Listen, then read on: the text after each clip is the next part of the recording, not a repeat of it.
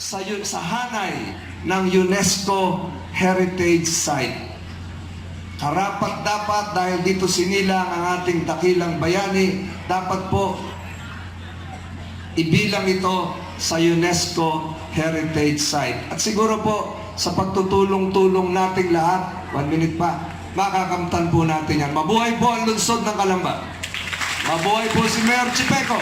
Mabuhay si Congressman Chipeco at ang dakilang lalawigan ng Laguna. Ako po si Francis Tolentino, number 60 sa Balota. Hindi pa ako senior citizen. Number 60 sa Balota. Sana po matulungan ko po kayo sa Senado bilang senador na nanggaling sa Katagalugan. Maraming salamat po at magandang gabi.